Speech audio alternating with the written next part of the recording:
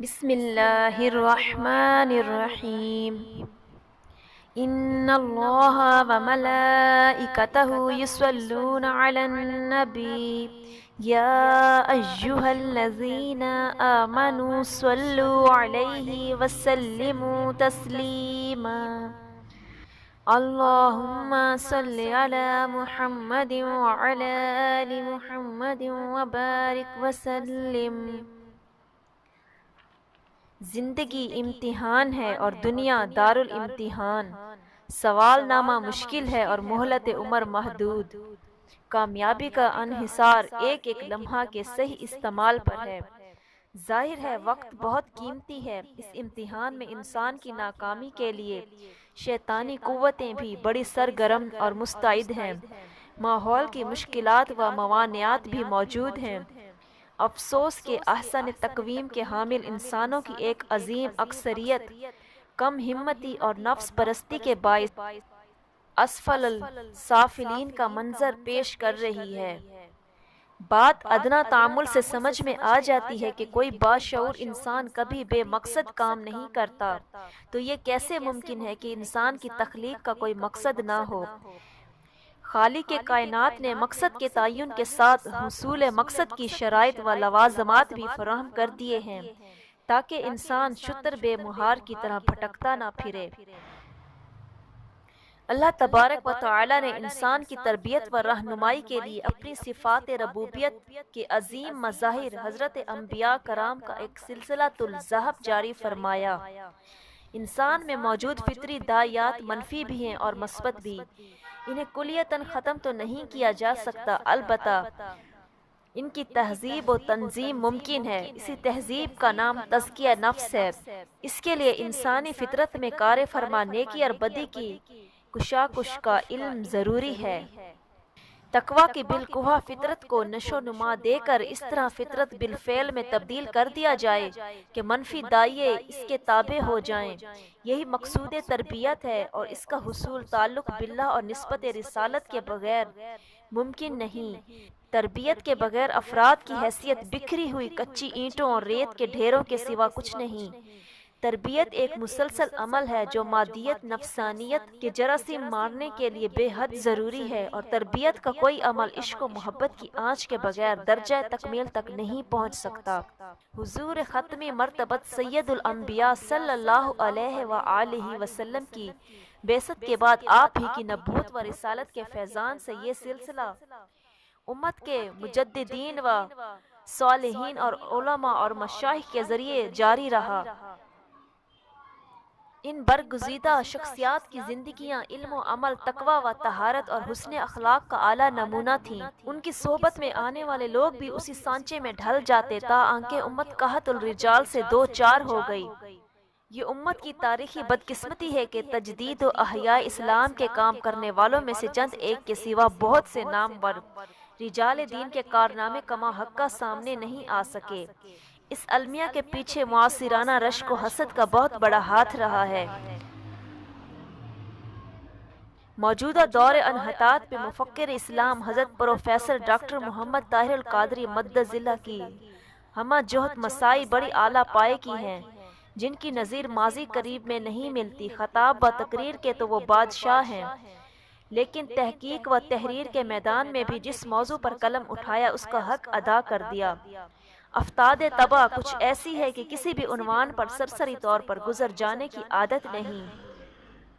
موضوع کی جزئیات اور باریکیوں کو اس طرح سامنے لے آتے ہیں کہ قاری ان کی وجاہت علمی پر متحیر ہو جاتے ہیں۔ حالات و واقعات اور ماحول کی نزاکتوں سے صرف نظر کر کے خود ساختہ جانبدارانہ معیاروں سے کسی کے کام کو جانچنا ظلم کے مترادف ہوتا ہے۔ عصر حاضر علمی و فکری کام کی بلند سطح اور اس کی وسعتوں کے تناظر میں ان کے کام کا جائزہ لیا جائے تو ان کی رفتوں کا صحیح اندازہ ہوتا ہے۔ تحریر ہو یا تقریر، تحقیق ہو یا تدقیق، تعلیم ہو یا تدریس اور دعوت ہو یا تربیت، بجا طور پر کہا جا سکتا ہے کہ جس سمت آ گئے ہو سکے بٹھا دیے ہیں۔ یہ کام راکھ کے ڈھیر سے شعلے بھڑکانے، مایوسیوں کے ظلمت قدوں میں ایمان و یقین کے چراغ جلانے، امت کی عروق مردہ میں زندگی کی لہریں دوڑانے اور خزاں رسیدہ چمن کو بہار آشنا کرنے کا کام ہے۔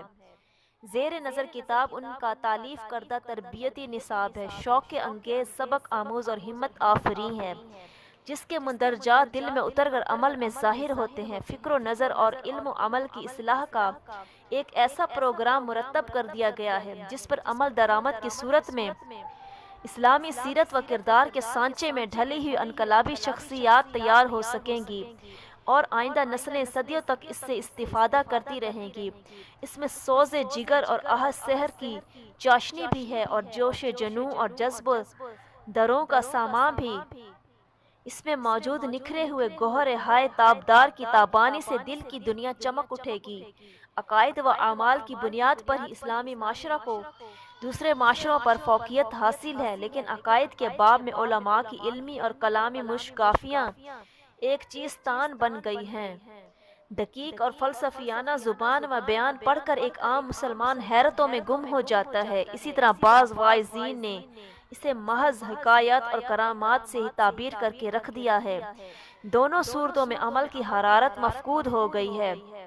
ضرورت اس امر کی تھی کہ دور حاضر کے زمانے میں سائنٹیفک انداز میں اصل ایمانی حقائق کو منظر عام پر لا کر تشکیک کی ماری ہوئی نئی نسل کی رہنمائی کی جائے۔ جمود و تعطل کا شکار امت کی فکر کو تپش عمل کے ذریعے اور جہادی راہ سے آشنا کیا جائے اور مادیت زدہ ذہنوں اور مردہ روحوں کو اخلاص و توقع اور حقیقی تصوف و روحانیت کے چشموں سے سیراب کر کے دوبارہ زندگی و تازگی مہیا کی جائے۔ اس نصاب میں تعلیم دین بھی ہے اور معزت و نصیحت بھی، تفہیم شریعت و طریقت بھی ہے اور تزکیہ و تربیت بھی، بیان معرفت و حقیقت بھی ہے اور تنظیم و تحسین شخصیت بھی۔ یہ نصاب علم و عمل بھی ہے اور نصاب خلق و حال بھی۔ یہ نصاب فکر و نظر بھی ہے اور نصاب حسن مقال بھی۔ اس میں سبق تہجد بھی ہے اور سبق جہاد بھی۔ اس میں سلیقہ گریہ و زاری بھی ہے اور طریقہ سپہ سالاری بھی۔ یہ احوال حق پر استقامت کا ذریعہ بھی ہے اور آلائے حق کے لیے دین کی اقامت کا وسیلہ بھی۔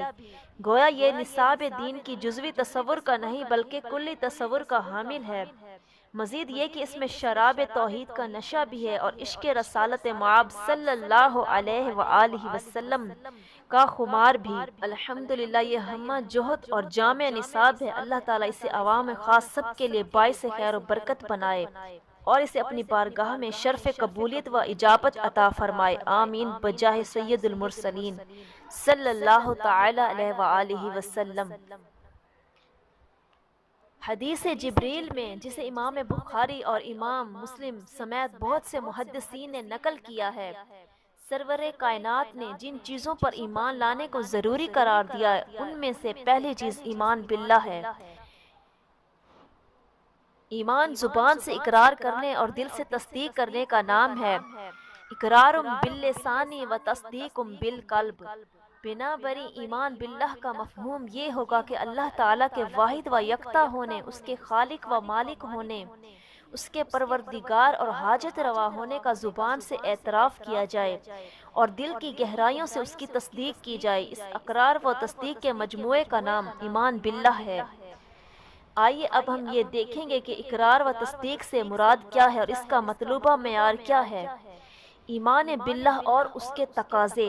اگر محض زبان سے اللہ رب العزت کی الوہیت کا اقرار و اظہار کافی ہوتا تو ایمان کی یہ شرط کفار کو اتنی گراں نہ گزرتی۔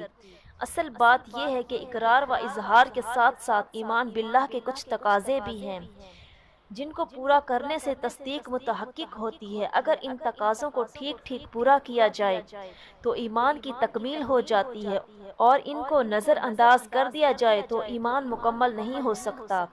ایمان باللہ کے تقاضوں کو ہم بنیادی طور پر 3 اقسام میں تقسیم کر سکتے ہیں: محبت الہی، اطاعت الہی، توکل علی اللہ۔